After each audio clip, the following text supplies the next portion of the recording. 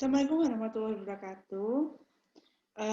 Hari ini kita akan membahas pertemuan perkuliahan pertama tentang materi keperawatan maternitas fisiologis ya. Kalau kemarin kita sudah membahas kontrak perkuliahan, tapi saya tunggu-tunggu kok nggak ada yang maksudnya memberi masukan. Bu, Zoom-nya setiap hari atau seperti apa? Monggo nggak apa-apa di grup WA, silahkan yang bilingual maupun yang reguler, silahkan Pama. Bu, kalau materinya Pama 3 kali materi, kemudian baru Zoom kok kelamaan Bu, gimana kalau 2 kali? Nah, monggo, saya menerima masukan dengan senang hati ya. Nanti kita komunikasikan Mama seperti apa, harusnya seperti apa. Nah, itu monggo masukan dari jenengan saya terima. Nah, ini ya, jadi karena ini videonya sekaligus untuk bilingual, jadi nanti mohon dipahami bahwa nanti saya akan menggunakan beberapa bahasa dalam memberikan materi perkuliahan. Ingat ya konsepnya bilingual. Jadi bi adalah 2. Bisa pakai bahasa Jawa ada 2, ada 3, ada kromo inggil, kromo halus, sama kromo moko. Jadi kalau sudah saya pakai bahasa Jawa 3, berarti kan sudah lebih dari bilingual. Tambah bahasa Indonesia 4. Nanti kalau ada bahasa Inggris dikit-dikit 5, berarti kan lebih dari bi, nggak apa-apa kan? Nggih, saya teruskan. Jadi pada awal-awal ini kita akan membahas tentang paradigma keperawatan maternitas. Apa sih keperawatan maternitas itu?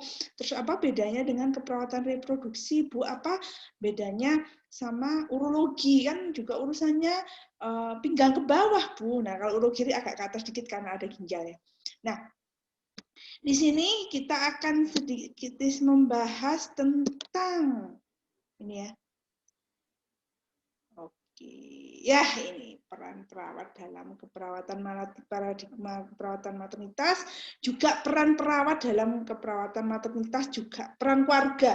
Jadi di sini akan jadi satu paket sebetulnya 3 pertemuan itu.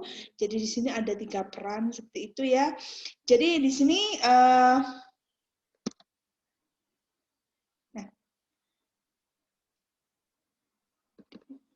nah ini ya, aduh. Nah, ya, peran perawat dalam keperawatan maternitas di sini ada 3 topik yang akan kita bahas tentang paradigma.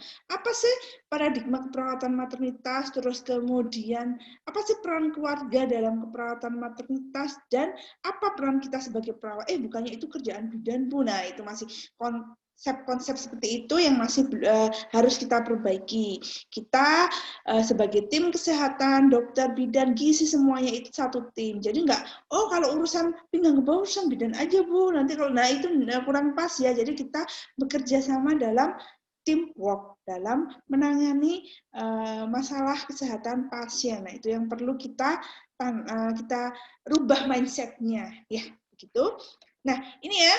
Jadi definisi keperawatan ini adalah keperawatan profesional karena kita sudah mempunyai ini ya pengetahuan sendiri ya. Terus kemudian ditujukan pada klien dari wanita usia subur ya. Terus kemudian pasangan usia subur, jadi jangan heran nanti kita akan membahas sedikit tentang reproduksi laki-laki karena jumlah sperma dan sebagainya macamnya, karena di sini kita berhubungan dengan fertilisasi, jadi sistem pembuahan. Jadi di sini otomatis kalau manusia kan memerlukan ada pertemuan sel sperma dan ovum ya, jadi nggak bisa seperti ayam disuntik konsentrat telur sendiri. Nah, itu nggak bisa. Jadi kita tetap akan membahas di sini. Terus kemudian perempuan, masa yang kemarin sudah kita bahas sedikit di silabus adalah masa prenatal ya, ketika kehamilan ya. Terus kemudian intranatal itu proses persalinan yang dengan waktu yang singkat ya. Terus postnatal itu adalah masa nifas. Intrapartal ini dari awal sebelum dia terjadi kehamilan, bisa dari kandungan ibunya kalau perempuan ya, sampai dia masa hamil memproduksi manusia baru. Nah, itu ya. Terus kemudian bayi baru lahir sampai usia 40 hari dan keluarganya. Ini yang perlu saya revisi karena kita sekarang pendekatannya bukan 40 hari tetapi 33.000 hari bayi sehat. Ya, ini jadi dari proses pembuahannya sampai bayi itu 3.000 hari sampai dia dewasa, sudah 3.000 hari ya, itu 3 tahun 4 tahun. Nah, itu masih kita awasi karena usia 0 sampai 5 tahun itu adalah ketika anak rentang sekali terserang penyakit kematian, sehingga angka morbiditas dan mortalitas pada usia-usia seperti itu sangat tinggi, sehingga perlu awasi secara penuh, bukan hanya anaknya ya, bayi ibunya juga. Usia-usia segitu, ketika itu apalagi masa nifas, kehamilan, itu adalah masa-masa yang unik. Kadang-kadang ada masalah atau penyakit-penyakit tertentu yang nggak ada ketika dia tidak hamil, masih perawan kinyis-kinyis itu nggak ada penyakitnya. Ketika dia hamil awal-awal itu oke, tapi pertengahan ternyata kok timbul penyakit ini ya, yang berhubungan dengan tubuhnya. Nah, itu adalah kadang-kadang bisa terjadi karena akibat gangguan ketika ada ketidakseimbangan hormon ketika terjadi kehamilan. Itu ya. Ini terus kemudian fokus pada pemenuhan KDM, bagaimana adaptasi fisik dan psikososial ibu menghadapi kehamilan, persalinan, coping individu menghadapi peran yang baru. Juga di sini melibatkan pasangan hidup, suami ya, suaminya sendiri ya, jangan suaminya orang lain, diajak-ajak, sama keluarga ya. Karena ketika seorang wanita akan hamil atau merencanakan kehamilan, jadi di sini bukan hanya setelah ibunya positif hamil, habis itu ini 2 garis biru baru kita perhatikannya. Ini pasangan pasien yang akan merencanakan kehamilan itu sudah kita berikan KIE di sini ya. Terus kemudian menggunakan pendekatan proses keperawatan, otomatis kita mendekatkan proses keperawatan di sini ya. Proses keperawatan masih ingat ya, ada 5 ya. Jangan sampai lupa, mesti Bapak lupa. Ini ya, ini peran. Nah, ini adalah peran kita, berhubungan dengan peran kita sebagai perawat ya. Peran itu adalah seperangkat tingkah laku kita yang diharapkan oleh orang lain sesuai dalam kedudukannya dalam suatu sistem. Gampangnya seperti ini. Kalau jenengan nggak usah jadi perawat dulu deh. Jadi mahasiswa stikes hari Senin, Selasa, Rabu, Kamis, Jumat. Itu kan bajunya putih-putih. Pokoknya orang kalau sudah melihat baju putih-putih, nah itu sudah harus seperti puskesmas berjalan. Disuruh tensi bisa, suntik bisa, ditanyai kesehatan bisa, nah seperti itu. Harapannya masyarakat, walaupun dia masih semester 1, masih nyoba atau fitting baju baru, tapi masyarakat tidak peduli. Pokoknya kamu bajunya putih-putih, kuliah sekolah di Tindo, stikes, langsung tensiun. Walaupun jenengan belum punya nursing kit, jenengan tetap dituntut oleh masyarakat sudah seperti puskesmas berjalan. Jadi hati-hati Anda kalau sudah mengemban nama alma mater dari tingkah laku, karena perawat itu diharapkan menjadi role model juga. Jadi segalanya harus dikondisikan. Ya mungkin kalau biasanya seperti apa harus menjadi role model yang baik. Mau biasanya seperti keluar rumah gitu gimbres, nggak mandi dulu karena role model. Bagaimana jenengan mau Bapak Ibu harus jaga kebersihan kalau jenengan kukur-kukur. Nah, itu ya, itu harus diperhatikan hal-hal seperti itu. Nah, elemen perawat, nah ini adalah peran perawat ya, dari caregiver, klien, advokat, konselor, edukator, kolaborator, koordinator, ya itu suaranya ya, sampai interpersonal proses ya di sini. Nah, itu sudah bahasa Inggris loh ya, berapa bahasa tadi saya punya. Nah ini ya, nah kenapa kita nggak bisa memisahkan antara maternitas dengan ibu hamil? Kalau dulu pokoknya anak beranak itu urusan perempuan, urusan wanita. Jadi kalau terjadi sesuatu, jangankan hal-hal anaknya mengalami gangguan atau kelainan kongenital, anaknya jenis kelaminnya tidak sesuai keinginan keluarga, yang disalahkan itu adalah perempuan. Nah, hal-hal ini yang mulai paradigma seperti ini yang harus mulai digeser, karena ilmu pengetahuan semakin canggih. Kita tahu, contohnya pada jenis kelamin. Yang menentukan jenis kelamin itu sebetulnya bukan perempuan, tetapi adalah laki-laki. Jadi dari sperma laki-laki itu ada yang mengandung seks kromosom X, ada yang mengandung kromosom Y. Nah, tergantung bagaimana kemampuan si kromosom itu mencapai sel telur. Kalau memang, jadi jangan sampai umpama ini enggak, wanita ini kurang pas karena dia selalu melahirkan anak perempuan. Ya, hello, gimana kualitas sperma Anda? Nah, seperti itu harus diperhatikan. Jadi kita harus memberikan advokat yang sesuai ya. Jangan itu sesuai ini ilmiah ya. Kalau dulu kan semua yang disalahkan perempuan. Kalau ada masalah anaknya lain kongenital itu perempuan. Hello, gimana ya?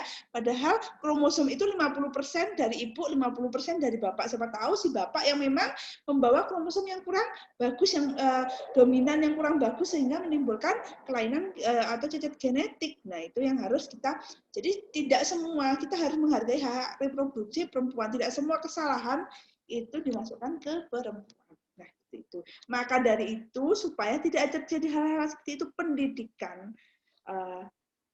ini ya persiapan mempunyai keturunan itu harus diberikan pendidikannya bukan hanya pada wanita jadi suntik tete tapi pasangan. Jadi umpama mau contohnya umpama kita mau ke KUA itu pendidikannya itu adalah laki-laki dan perempuan. Jadi tidak hanya perempuan saja di situ yang ditekankan. Nah, keluarga juga harus memberi dukungan dalam proses kehamilan ini. Karena proses kehamilan itu adalah hal yang sangat unik di mana seorang perempuan itu dalam waktu yang cepat akan mengalami perubahan ini ya pada sistem tubuhnya, sistem hormonalnya. Dan kemudian dalam waktu yang cepat juga akan kembali ke kondisi yang sebelum hamil. Nah, itu maka dari itu unik sekali ya. Nah, ini ya. Jadi kenapa ini perlu didukung keluarga karena masa transisi tadi ya dari hamil ini sangat unik, dari cepat dan cepat sekali ya, nggak ada seperti gajah ya hamilnya 3 tahun kan nggak, 9 bulan. 9 bulan itu dibilang cepat, dibilang lambat, ya lama juga lama. Nah, tapi dengan dukungan keluarga, nah itu akan menjadi hal-hal yang indah, pengalaman yang indah bagi ibu, keluarga dan babynya seperti itu. Nah, ini ya. Terus menyelesaikan masalah yang berhubungan dengan sistem reproduksi. Nah, kalau ini berhubungan dengan suami istri, otomatis yang jadi klien bukan hanya istrinya, tetapi suaminya. Ya, seperti itu. Atau pasangan. Nah, ini ya. Dukungannya yaitu membantu wanita usia subur, pasangan usia subur, keluarga dalam mengatasi masalah reproduksi, persiapan kehamilan.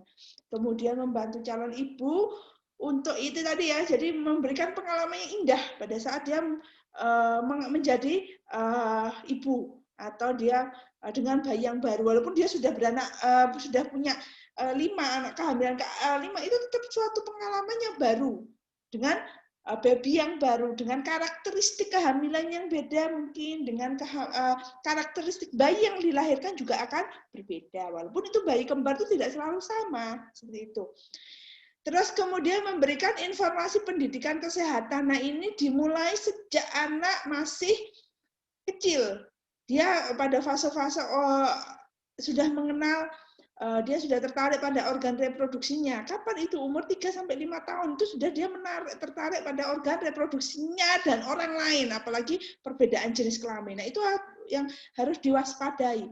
Ya, termasuk di dalamnya ini terjadinya pelecehan seksual dan sebagainya, pendidikannya itu tergantung pada bagaimana ibu membentuk atau melindungi anaknya dengan memberikan pendidikan kesehatan yang baik. Loh, Bu, kalau ibunya nggak ngerti, nah maka dari itu ya tugas kita sebagai perawat, banyak loh PR-nya perawatnya gitu.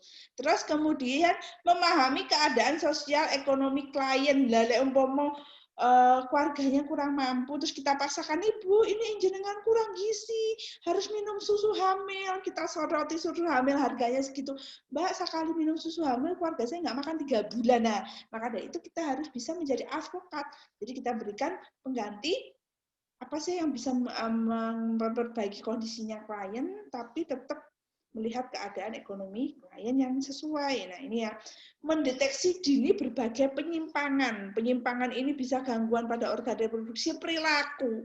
Termasuk di dalamnya adalah perilaku ya, terutama karena gangguan pendidikan anak pada usia 3-5 tahun bisa juga menyebabkan gangguan perilaku pada anak. Jadi kadang-kadang perilaku penyimpangan pada anak itu tidak semuanya salah anak. Bisa saja dia karena 0-5 tahun itu dia sedang merekam sesuatu. Jadi kelihatannya bayi gitu ya, diem tok. Tetapi ketika kita ngomong, kita lucu ya, adik ini cowok ya, karena mungkin cabi lucu dikudungi terus difoto, lucu lah itu bisa saja dia merekam. Gue begini tadi ya itu yang nyetoli bercetol jangan disalahkan karena mungkin waktu kecil mungkin hanya lucu-lucuan, tapi jangan lupa anak 0-5 tahun itu lagi enak-enaknya merekam. Gimana dia merekam ulang? Nah, itu ketika dia mulai pubertas dewasa. Itu dia mulai merekam ulang apa yang dia terima ketika 0-5 tahun. Hati-hati. Nah, ini ya. Kalau tadi sedikit kita bahas tentang peran perawat, nah ini kita langsung filosofi atau paradigma keperawatan maternity.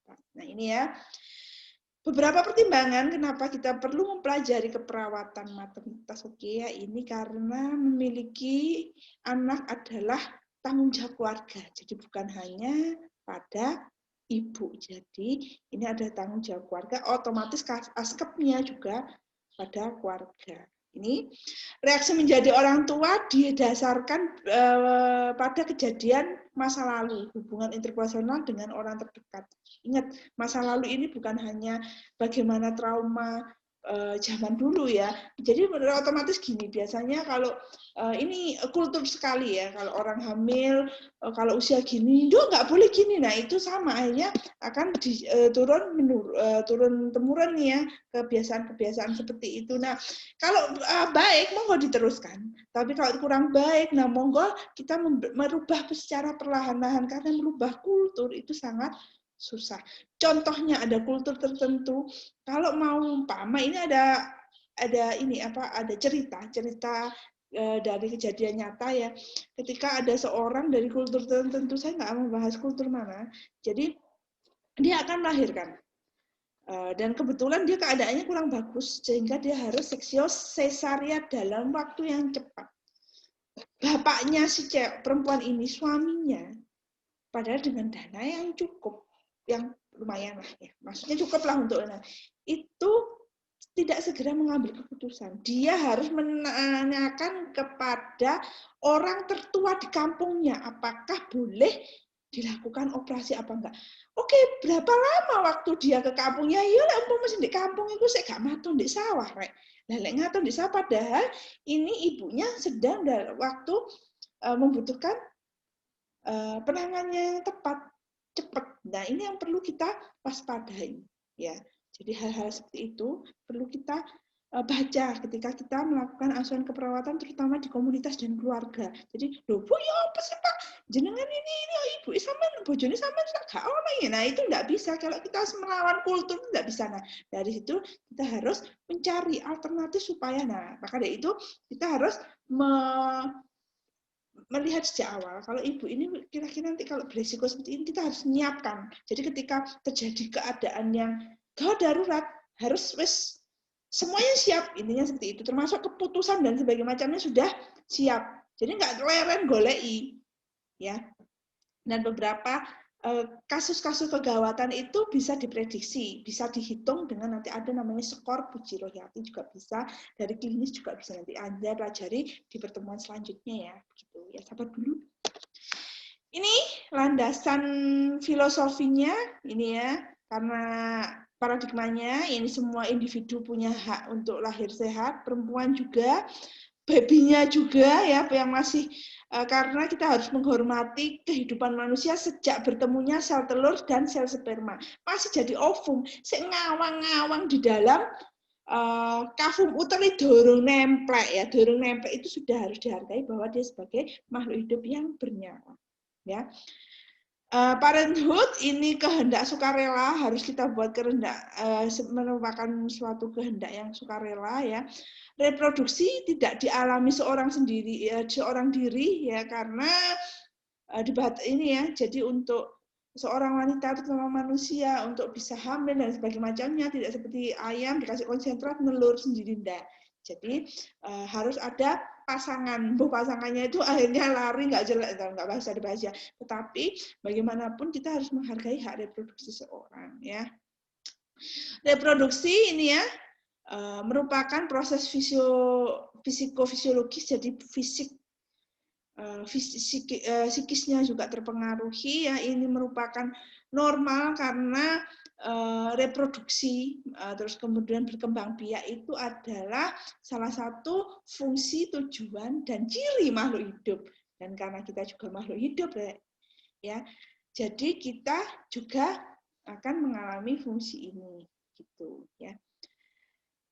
Kehamilan ini ya merupakan kesempatan perkembangan individu, dapat menjadi kritis keluarga kalau mereka kurang siap. Walaupun kehamilannya itu sudah disiapkan, tetapi pada proses kehamilan tahu-tahu ada keadaan gini, keluarga nggak siap. Nah, seperti itu nah ya. Proses kehamilan, ibu janin rentan terhadap perubahan lingkungan, baperan. Kenapa sih orang hamil itu baperan seperti orang PMS? Ingat, mereka mengalami perubahan hormon yang sangat cepat. Nah, perubahan itu juga akan mempengaruhi mood seseorang, psikis dan psikologi orang. Jadi bukan dibuat-buat, kadang-kadang kita nggak tahu kadar hormonnya itu secepat apa berubahnya, terus bagaimana respon tubuh seorang ibu untuk merespon perubahan hormon itu nggak ada yang tahu, karena setiap orang beda. Jangankan setiap orang, satu orang pada kehamilannya pertama dan kedua itu bisa beda. Jadi kadang-kadang, wah ini manja, ini omongan, nah, belum tentu. Karena kita nggak tahu apa kejadian apa yang terjadi di dalam tubuh ibu. Apalagi yang berhubungan dengan hormonal itu sangat amat rentan sekali. Jadi hati-hati. Ini ya. Terus kemudian sikap, nilai, perilaku sehat individu dipengaruhi budaya dan masyarakat. Nah ini ya, jadi bagaimana orang memandang suatu kehamilan, terus kemudian proses kehamilan, persalinan sampai welcome to the baby yang baru. Nah itu tergantung bagaimana kultur budaya seseorang. Walaupun dia tinggal di Jakarta, tetapi dia orang Jawa Timur atau orang Solo, dia akan mengikuti, bisa saja mengikuti di sana, ya, juga bisa tetap mengikuti budaya mereka, ya. Contohnya, kalau kemana-mana harus bawa gunting, kalau di Jakarta ya diguyur ya, tapi di sini kalau dia walaupun sudah di Jakarta, tapi kalau dia orang Solo, nah kemana-mana ibu hamil harus bawa gunting kecil ya, nggak usah gunting pohon atau gunting rumput yang gede, nggak usah. Nah itu karena kultur, ya. Selama tidak membahayakan ibunya. Nah, itu mungkin nggak kita dukung ya, cuma ya kita nggak masalah kalau tidak membahayakan ibu dan bayinya. Kecuali kalau dia kemana-mana maksa bawa gunting pohon atau guntingnya besi yang kayak gitu ya, itu berbahaya ya bagi ibu. Nah itu baru kita berikan KI yang benar. Tapi tidak mau gunting kuku, atau disai, kan bisa sebagai untuk kalau dia mau makan, untuk gunting kan bisa. Jadi kita nggak usah terlalu, itu kulturnya nggak benar Bu. Nah kita harus bisa fleksibel. Kalau memang nggak berbahaya bagi mereka, why not gitu loh ya. Jangan mengada-ngada, nggak usah ngadi-ngadi Mbak jangan. Ini ya. Pendekatan pelayanan maternitas holistik. Holistik ini bukan hanya ibunya saja, tetapi keluarga dan pasangannya, berpusat pada keluarga. Penghargaan terhadap klien, ya. Terus kemudian peningkatan kemampuan klien untuk perawatan diri, otomatis di sini kita juga harus membantu karena memberi pendidikan kesehatan, karena selama 9 bulan ini akan banyak yang terjadi, ya. Bisa saja ibunya mulus ya, bening waktu belum hamil karena hormon kehamilan wajahnya jadi kokol tok. Nah itu ada kasus seperti itu. Nah kita harus memberikan support dan tetap diberi perawatan yang safe untuk ibu. Otomatis kita nggak bisa sendiri, kalau seperti itu harus ada konsultasi dengan dokter kandungan dan kulit. Nah seperti itu. Peningkatan sumber daya yang diperlukan ya. Jadi ini harus kita ini ya, kalau umpama nanti ibunya melahirkan, biayanya gimana? Kalau sampai terjadi kondisi gawat darurat, ada nggak biayanya? Sudah punya BPJS atau enggak? Seberapa jauh ibu dari tempat pelayanan kesehatan yang mempunyai penanganan untuk kegawat daruratan ibu? Nah ini harus kita setting. Ini ya peran perawat maternitas ya, dari pemberi asuhan keperawatan, ya, praktisi, role model ya seperti ini, pendidik. Nah contohnya role model mudahnya seperti ini ya, kita ibu-ibu, bapak-bapak harus memberikan ASI ya, dan pada anak-anaknya jangan diberikan ASI sampai 6 bulan, harus imunisasi. Anak dia nggak disusoni, ya. Karena alasannya ibunya sibuk, saya ini sibuk sebagai tenaga perawat, saya sih pagi malam sore, jadi kapan? Nah itu ya role model yang pendidik ya. Hal-hal yang kecil, umpama contohnya ada ibu yang hamil jalan lah. Ibu hamilnya sudah besar, masih pakai high heel, apa pagi pakai sepatu boot sampai ke dengkul, nah itu nggak berbahaya untuk babynya. Ada pun tidak berbahaya untuk babynya, berbahaya bagi ibu. Kalau nyebabin varisesnya di vagina bisa risiko perdarahan pada saat persalinan. Nah itu care kita sebagai perawat ya. Advokat tadi ya, terus manajer ya, manajer itu di dalamnya umpama ibunya itu rumahnya jauh, dinanya di pucuk, dia beresiko tinggi mengalami kegawat daruratan maternitas. Iya, kita masa diam aja. Nah, kita harus manajer. Oh, Pak, kita lapor ke RT RW, Pak, ini ada warga jenengan seperti ini, enaknya seperti apa sehingga ketika dia bersalin dia aman, baby ibunya aman dan tidak beresiko. Nah, itu wajib kita manajeri ya. Itu pada tatanan ranah komunitas ya. Tatanan keperawatan komunitas, maternitas ya, mohon maaf ya Allah, ini pesawat kok wirawiri saja ya, mau jemput saya aja nggak ada linknya di sini. Ya ini ya, rumah sakit ya, rumah sakit otomatis rumah sakit ini ada 2 rumah sakit rujukan yang mempunyai ini ya, mempunyai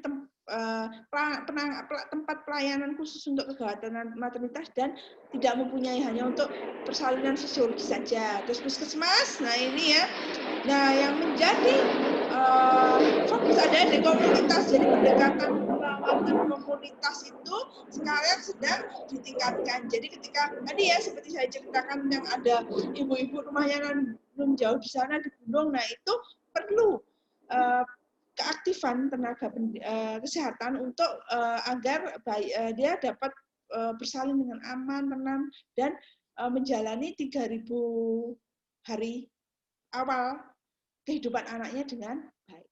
Itu ya. Ya, ini paradigma keperawatan. Pokoknya paradigma ini sini 4 ini ya, dari manusia humannya ya, lingkungan, sehat sakit dan keperawatan. Ini pokoknya jenengan mau ambil paradigma di mana-mana 4 ini, manusia, lingkungan, sehat dan keperawatan. Manusia siapa? Pasangan perempuan sama pasangan usia subur. Lingkungannya siapa? Orang-orang yang ada di sekitarnya, ya. Sehat sakit. Nah, ini konsep sehat sakit bagi seseorang itu beda-beda. Jangan dipaksain, jangan menjadikan konsep sehat sakit saya menjadi sehat jenengan, menjadi konsep sehat sakit orang lain. Contoh gampangnya, bagi seorang perawat, karena tahu dysmenorrhea itu hal yang normal. Jadi kalau dia dysmenorrhea kayak nggak ngapa-ngapain, santai aja. Bagi seseorang ada yang dysmenorrhea sampai pingsan-pingsan, kita nggak bisa ngomong, aduh lebih banget ya kok sampai pingsan. Saya tuh ya nyeri, tapi ya biasa aja, bisa tetap kuliah, bisa tetap aktivitas, main basket, bahkan saya bisa berburu ubur-ubur waktu dysmenorrhea, tapi orang ini kok lebih sampai pingsan-pingsan. Nah, belum tentu, karena setiap orang dari respons terhadap sehat sakitnya itu beda-beda. Ya, perawatan otomatis kita harus membentuk sebagai keperawatan profesional ketika menangani pasien. Ini tren isu yang terbaru ya. Jadi traditional care kalau dulu ya kalau orang persalinan hanya boleh ada bidan, dokter dan ibunya. Dan dulu zaman saya waktu jadi mahasiswa itu selalu ayo boleh ngejejak rame-rame, enggak ini menang-menang. Nah itu yang sudah tidak diperbolehkan ya.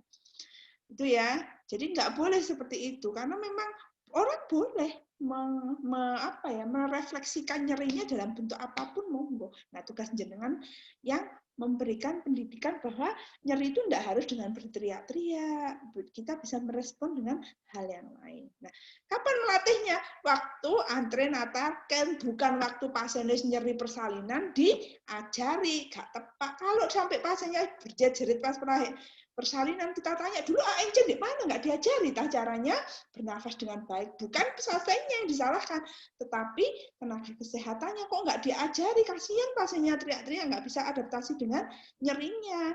Berarti yang bersalah, yang harus kita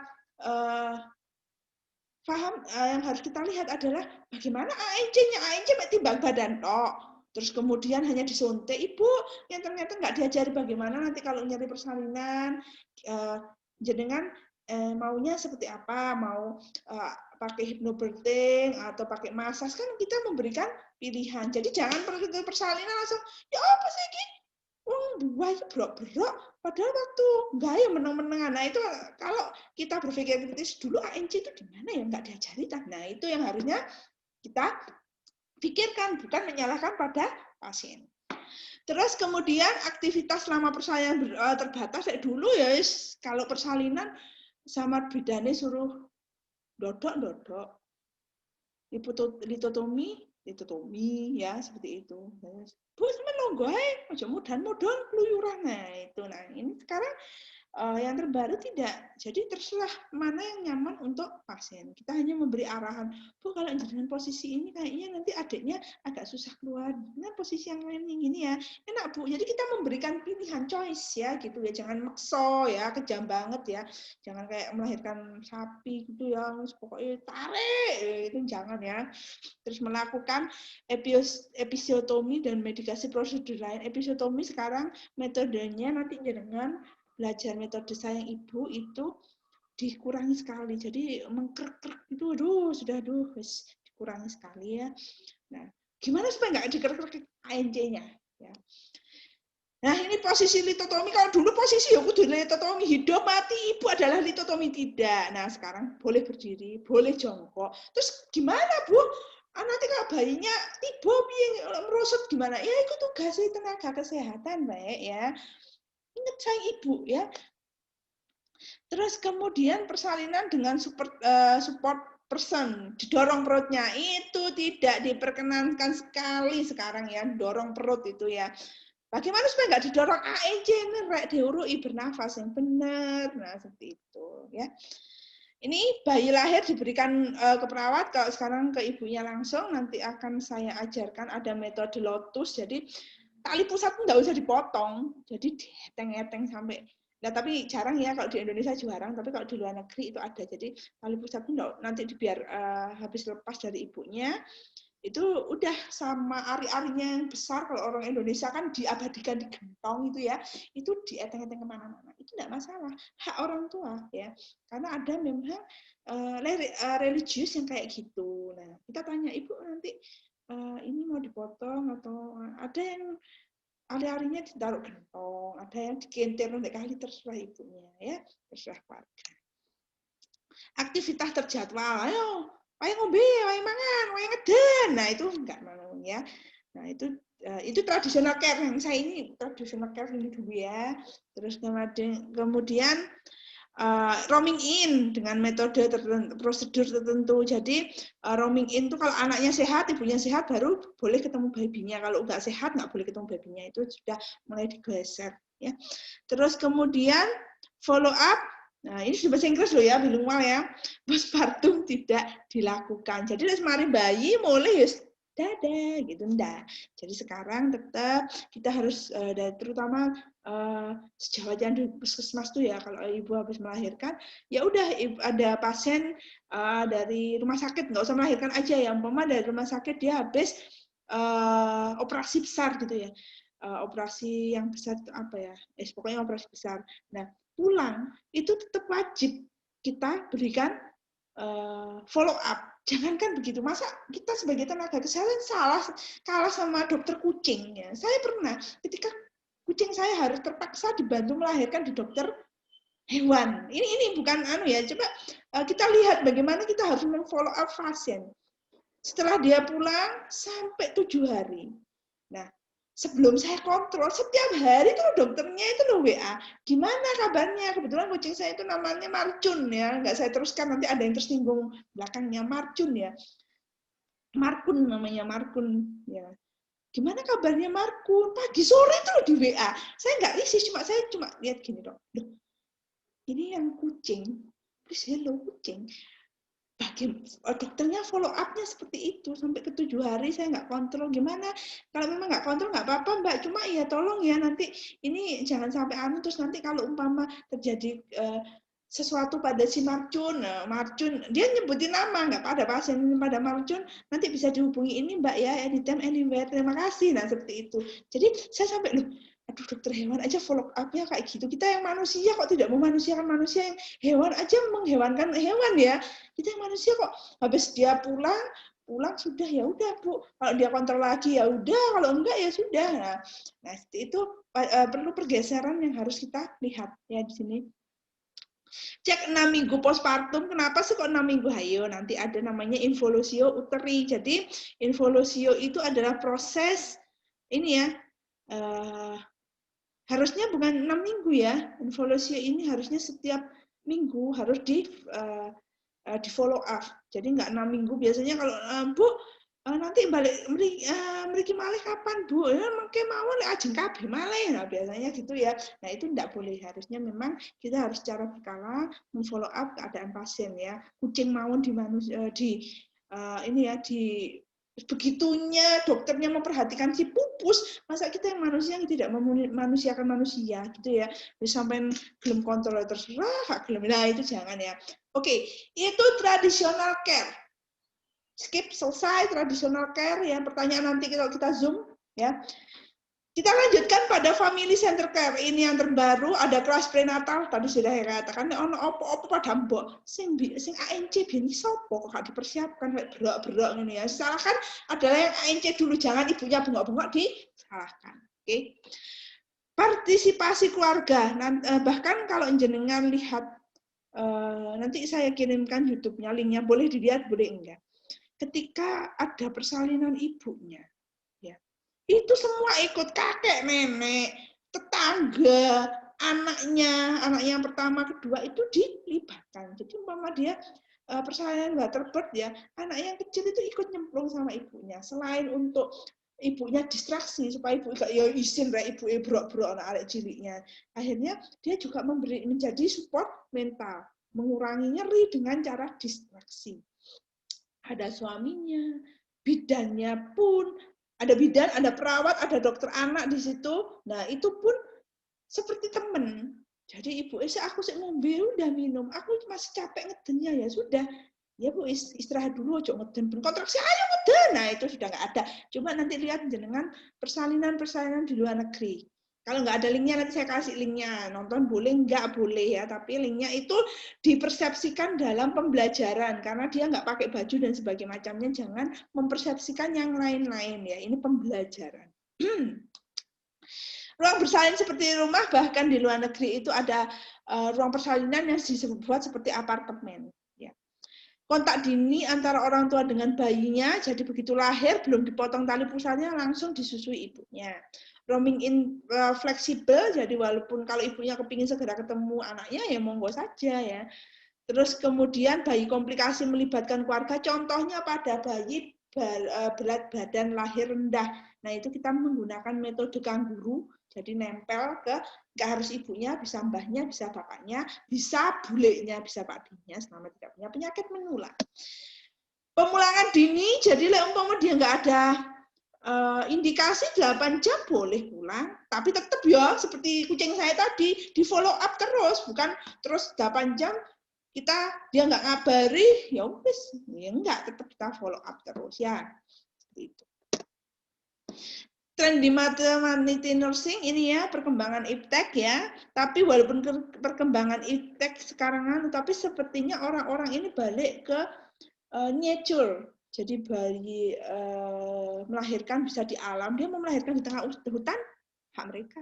Ya, bagaimana Bu? Terus nanti kalau ada kegawatan, itu tugasnya perawat, dokter, bidan, ya. Kita harus menghargai keinginan pasien, ya. Terus kemudian isu demografik, ya. Ini isu demografik di sini termasuk di dalamnya ini berhubungan dengan hak reproduksi terutama perempuan. Ya. Sudah dengan semakin majunya banyak stereotip yang berkurang. Jadi kalau dulu anak harus cowok, cewek, jangan sekarang anak cewek mempunyai hak yang sama. Jadi kadang-kadang orang sudah tidak usah, kita tidak perlu Kadang-kadang ada juga orang yang kepingin saya punya anak pertama cowok yang pun aja. Nah itu akhirnya mereka memilih untuk melakukan terapi supaya punya anak cowok, anak pertama cowok, anak cewek kedua cewek. Nah itu juga diperbolehkan. Terus kemudian penundaan perkawinan ya atau penundaan kehamilan itu hak seorang. Ada mantan anyar, umpama saya nggak mau hamil dulu, saya mau pacaran dulu, terus saya kan baru ketemu langsung nikah ya karena cocok ya, karena merasa chemistry ya, terus langsung nikah bukan karena apa-apa. Saya nggak mau hamil dulu, itu hak mereka. Terus kita jangan, dia anak sih jadi sih, itu nggak boleh ya. Terus kok baru anak kedua, nah jangan ya. Itu punya hak. Nah kita sarankan, oh kalau gitu jangan pakai kontrasepsi ini. Nah itu nanti ada pada kontrasepsi. Hamil pada remaja, aborsi meningkat. Nah ini ya, ini yang perlu kita waspadai. Aki, angka kematian ibu yang tinggi dan tidak merata ya. Sampai penelitian saya kemarin, mungkin jenengan nanti kalau mau baca penelitian saya, tesis saya banyak banget ya. Mau baca apa enggak terserah. Ya itu ya. Itu di Kabupaten Malang masih cukup tinggi untuk angka kematian ibu ya.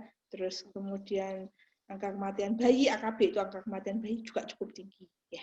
Itu ketersediaan layanan, tapi alhamdulillah ya ketersediaan pelayanan di Kabupaten Malang ini sudah cukup bagus ya.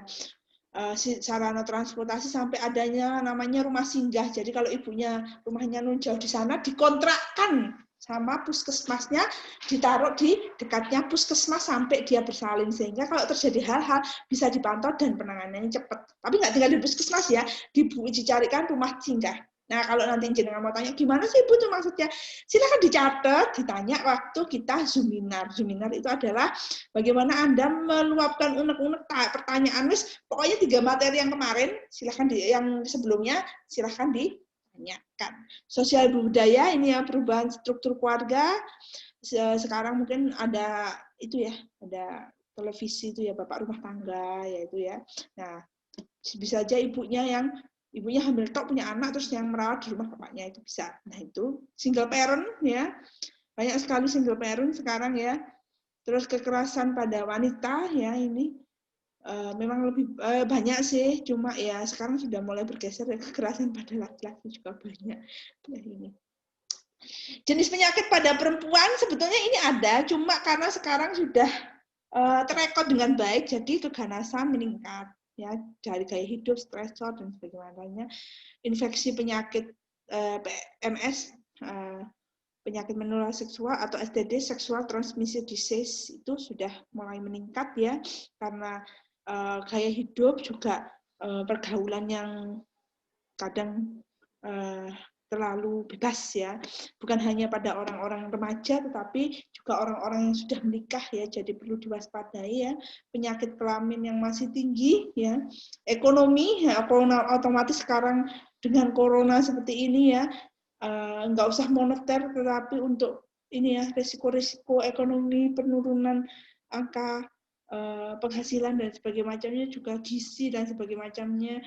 Ibu bekerja tinggi ya, biaya anak meningkat ya, opo-opo duit saya ya, opo-opo duit, pipis duit, pampers kan pampers itu duit ya, kalau dulu wis cukup dia. Nah sekarang ibu-ibu sekarang kesel, anu popok bau nggak mau saya, nanti jijik gitu ya, akhirnya pakai pampers itu kan duit ya, sudah polusi, dibuang di sungai, kemampul, habis nggak mau bungkus, nggak mau bersihin, bayangin udah polusi duit lagi ya, juga mengganggu toilet training anak. Sebenarnya banyak negatifnya ya, walaupun saya juga pakai dulu anak saya, tetapi tetap nanti ada tekniknya ya, kita tetap lingkungan, menjaga lingkungan walaupun tetap situ.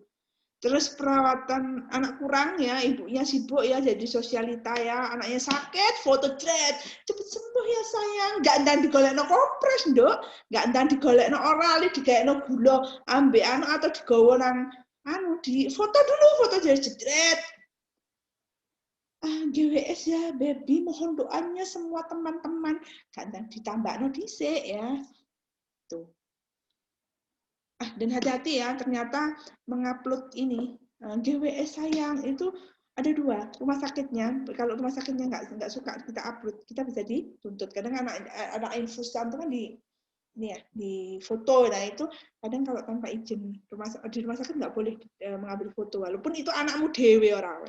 Kalau dia statusnya pasien itu tidak boleh. Terus kemudian anaknya itu bisa saja anak tidak keberatan. Loh itu anak-anak saya boleh. Kalau di luar negeri untuk mengupload foto anak pun butuh izin dari pemerintah. Itu nggak bisa seenaknya seperti itu. Kalau anaknya setelah besar dia keberatan, bisa dituntut orang tua, termasuk gangguan pada gangguan terhadap privasi. Ini tren isu di maternity nursing, ada aborsi, ada malpraktik ya. Ini definisi terkait, ada obstetri. Obstetri ini berhubungan dengan lahirnya bayi, proses kehamilan, persalinan, sampai nifas, yang normal maupun tidak normal. Maternitas, ya ini bahasa Latin, termasuk maternitas itu bahasa Latinnya maternity, ya. Ini maternal health ini adalah satu paket, jadi dari ibu dan baby plus keluarga. Jadi yang namanya sekarang, kalau dulu maternitas itu ya bayi anak, bayi ibunya. Sama dengan anak, kalau anak itu ada nggak bisa dilepaskan dari keluarga. Maternitas yang terbaru tidak bisa dilepaskan dari keluarga. Jadi maternitas bayi, ibu dan keluarganya, sak paket ya. Evolusi ini perubahan fokus pelayanannya tadi ya, dari dulu kalau ibu, bayi, nah sekarang ada keluarga. Kalau dulu yang penting bayinya selamat, gimana caranya ibunya diepis nggak masalah. Sekarang ada namanya sayang ibu, sayang baby. Jadi ibunya juga jangan sampai trauma. Wes kapok tuh anak meneh. Nah itu jangan ya. Siji, nah itu bisa kalau seperti itu biar sing nangani kehamilan persalinan siapa ya. Nah itu yang ditanyakan itu ya. Ini ya. Terus kemudian konsep prenatal ini ya sampai 3.000 hari. Ini ya maternity parental nursing ini ya berfokus pada adaptasi kebutuhan psikososial, masa reproduksi, keluarga. Nah sekarang keluarga. Nah ini implementasinya teaching, kita ajarkan, konseling, oh bos nggak iso, masih ada nggak bisa ganti popoknya bayi, nah kita ajarkan. Nah habis itu dilihat, bener nggak, kok pokoknya ganti, jajal nah kita lihat, bener nggak cara mengurangi problem fisik, karena tadi ya kehamilan itu unik sekali dengan waktu cepat, perubahan hormonal, psikis dan sebagainya macamnya, terus harus kembali lagi. Nah itu butuh dukungan dari semua yang ada di sekitarnya, lingkungan, ibu, ya, terus kemudian tim kesehatan, interaksi dengan perawat, ya, terus kemudian ini ya, tim kesehatan, ingat tadi ya saya ceritakan, jadi lewat ngurusi ibu hamil aja, ini hak bidan, enggak, haknya perawat ini anak, bayi baru lahir kalau fisiologis itu perawat, enggak. Jadi kita adalah teamwork, sama dokter, sama gizi. Nanti kalau jenengan mana nanti ada ketika kita itu yang bagian memberi KII gizi ya gizi, biasanya tim gizi ya, KII makanan, ibu hamil itu harusnya makan apa supaya terus kemudian supaya tidak terjadi eklamsi atau seperti apa, nanti tidak bengkak atau seperti apa, itu adalah tugasnya tim gizi. Ini ada perawat primer, perawat sekunder, tersier. Nah ini biasanya berhubungan dengan tingkat pendidikan ya. Jadi kalau perawat yang spesialis ya, spesialis itu S2, terus nanti ada seperti nurse-nya itu khusus mengambil spesialis maternitas. Ya, seperti itu. Kalau jenengan kan S1 umum ada nurse-nya. Nah nanti ada S2 spesialis mama maternitas, nanti ada profesinya sendiri. Nah, itu yang masuk ke perawat primer. Kalau perawat spesialis nurse biasanya ya jenengan kalau sudah nurse gitu sudah masuk spesialis nursing gitu ya. Nah, ini ya. Jadi tugasnya dari obstetrin ginekologi nursing partikular ini tugasnya, the family nursing partikular itu tugasnya seperti ini, terus the maternity perinatal klinik spesialis tugasnya seperti ini. Jadi semuanya sudah punya tugasnya sendiri. Idealnya, tapi di rumah kalau jenengan masih di Indonesia semua yang nangani jenengan. Selamat ya.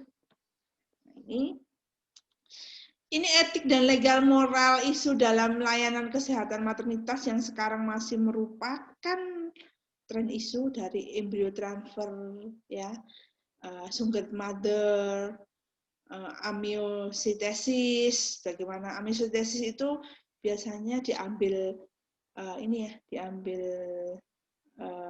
ketubannya ketika masih di kandungan. Jadi di dekatnya pusat ibu itu dimasuki jarum, dianestesi dulu, terus diambil sedikit ketubannya. Itu biasanya untuk mendeteksi adanya gangguan kelainan kongenital pada janin. Nah, kalau di luar negeri bahkan kalau umpama ini kelainan kongenital, nanti kalau lahir ini akan kelainan kongenital gini, dia nggak punya tempurung kepala atau tidak punya kulit, nah itu resiko kematiannya lebih tinggi. Gimana, mau digugurkan atau tidak? Kalau di luar negeri sampai seperti itu, ya. Kalau di sini jarang sekali biasanya dilakukan, jarang sekali amniocentesis ini jarang sekali. Ini ya ini tadi ya, berhubungan dengan deteksi kelainan kromosom. Kalau di luar negeri ditawarkan, ada yang ditawarkan, atau negara tertentu yang tidak menghendaki gangguan itu biasanya itu ditawarkan. Ini yang sering terjadi dulu masih zaman di Cina ya. Cina loh ya, bukan negara Korea ya. Cina itu beda. Cina, Korea, sama Jepang itu beda ya. Jangan jadi satu ya. Coba di open mind ya. Nah, itu karena dia hanya boleh punya satu pasangan. Karena meledak jumlah penduduknya, hanya boleh punya satu pasangan. Cina, Cina ya. Negara Cina, bukan etnis loh ini Cina. Negara republik rakyat Cina. Itu akhirnya Tiongkok ya itu akhirnya negara membuat suatu kebijakan bahwa satu pasangan hanya boleh punya anak satu, ya, tidak boleh lebih dari satu karena memang jumlah penduduknya di sana seperti itu. Nah, akhirnya orang-orang yang mempunyai kelebihan ekonomi, mereka karena kalau punya anak lebih dari itu didenda, dendanya cukup banyak sekali ya. Kecuali anaknya kembar loh, kalau anaknya kembar boleh anak dua anak. Itu akhirnya mereka yang punya duit, akhirnya mereka program anak kembar, cowok cewek bisa. Terus kemudian kalau nggak gitu dia melakukan amniocentesis, lihat anak saya ini normal atau enggak, cowok atau cewek. Kalau nggak normal, cewek lagi udah digugurin aja. Nah, maka dari itu tingkat aborsi di sana masih tinggi. Hanya lama-kelamaan mereka karena anak penerus di sana kan patriarkal, anak laki. Akhirnya kalau di OSG anaknya cewek digugurin, boleh. Karena memang dia hanya boleh punya satu anak, satu pasangan. Akhirnya baru kelihatan efeknya setelah 20 tahun, 30 tahun. Grafik mereka berubah menjadi piramida terbalik. Rano anake sing akeh wong tuwek. Lah terus mari ngono gimana, Bu? Enggak ada anak perempuan, anake lanang kabeh. Penduduk Cina lebih banyak cowoknya, ceweknya enggak ada. Terus habis itu yang bagian hamil, melahirkan, lek gak ono wedok, sopo? Nah, akhirnya pemerintah Cina merevisi peraturannya yang terbaru. Silakan baca sendiri yang terbaru ya. Ada. Jadi akhirnya mereka mau revisi karena bingung loh, kok jumlah pendudukku bayinya berkurang loh. Sing tuwek-tuwek akeh. Lah kok gak ono sing melahirkan? Piye gak melahirkan lho wong anak wedok jadi janin dibunuh semuanya, diaborsi semuanya, kemudian yang dilahirkan anak laki-laki cuma lanang tok kabeh. Terus yang bagian mana isopo? Nah, itu ya. Akhirnya mereka itu. Ya, ini terus kemudian ini ya, manusia tidak bersalah ini akhirnya juga banyak yang komplain hak asasi manusia ya. Terus kemudian maternal fetal konflik. Nah, ini ya biasanya konflik pada kalau kehamilan itu membahayakan ibu, mana yang akan diselamatkan. Kalau rasionalnya adalah ibu. Nah, umpama kalau umpama bayinya diselamatkan, umpama 6 bulan dia walaupun haknya 6 bulan dia ibunya terjadi eklamsi. Kalau diteruskan kehamilan, ibunya bisa meninggal. Nah, lek mboke meninggal, bayinya masih di dalam kandungan, otomatis bayinya kan ikut gitu loh, ya. Fetal injury, perilaku ibu. Nah ini ya, jadi kalau kehamilan itu, maka dari itu mungkin ada kultur tertentu kalau ibu hamil itu tidak boleh kintisan. Karena kalau terjadi sesuatu pada bayi yang berhubungan dengan perilaku ibunya, ibunya mau hamil gede, menek klopo, jatuh, terus kemudian solusio plasenta, yang disalahkan ya ibu, bisa dituntut, bisa. Suruh metang gede, menek klopo. Nah itu akan dirujuk lagi. Lagi bojone nanti, bojone sik dolen. Nah ini akhirnya suaminya juga jadi hati-hati ketika ibu hamil itu memang ini poros tubuh ibu berbeda. Ibu akan lebih mudah mengalami cedera daripada ibu yang wanita yang sedang tidak hamil.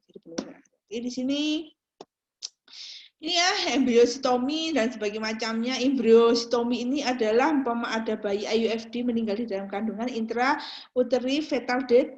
Ya, bahasa Inggris loh ya, sudah bilingual ya, sudah bahasa Inggris ya, bahasa Jawa, bahasa Inggris ngukuh udah 4 ya tadi ya. Nah ini ya sirkumsisi ini ya pada wanita. Nah ini saya pernah sering sekali ditanyain bagaimana sirkumsisi pada wanita. Memang sunnah ya, sunnah tidak harus dilakukan. Akhirnya saya memberikan gambaran positifnya ini, negatifnya ini. Secara ini mengganggu hak reproduksi perempuan. Nah, terserah nanti orang tua. Ini biasanya yang ngeyel orang tuanya. Nggak mungkin orang saya tidak disirkum, jarang sekali 0,001 lah. Biasanya ibunya yang ngeyel atau bapaknya, ini anak saya perempuan harus disirkum dengan ini. Nah, itu ya. Episiotomi, nah ini sudah kita kurangi sekarang. SC, nah ini SC sebetulnya meringankan nyeri persalinan, cuma yang pernah tahu SC itu kayaknya enak melahirkan normal deh ya, 2 jam gitu habis melahirkan sudah bisa shopping, makan nasi goreng SC, sampai 8 jam saya terkapar. Itu ya. Ini terus kemoterapi pada saat ibu hamil, ATM kondom. Nah ini ya, bagaimana ATM kondom KB, bagaimana karena memang ada kultur yang masih mendebatkan hal itu, teknologi tinggi, terus ini tenaga kesehatan yang terbatas, sehingga kita punya batasan untuk melakukan tindakan. Ya. Kunci ke penanganannya ini ya, memperhatikan kode etik hak pasien, memperhatikan prinsip dasar etik. Ini karena kita harus sensitif sekali, etik ini sangat sensitif bagi kita, beresiko sekali bila terjadi sesuatu. Ini prinsip etiknya, ya autonomi, benefit, ya ini. Nah, sampai sini mungkin ini saja yang akan kita bahas di jam ini. Ya, nanti akan kita lanjutkan ke depannya. Ya ini mohon dipahami dulu. Nanti ada sesi tanya jawab ketika kita di seminar. Ya, nanti saya review sebentar, terus kemudian sesi tanya jawab. Jadi daripada jenengan lupa, silahkan jenengan catat. Oke, Yorobun, terima kasih atas perhatiannya. Saya akhiri. Assalamualaikum warahmatullahi wabarakatuh.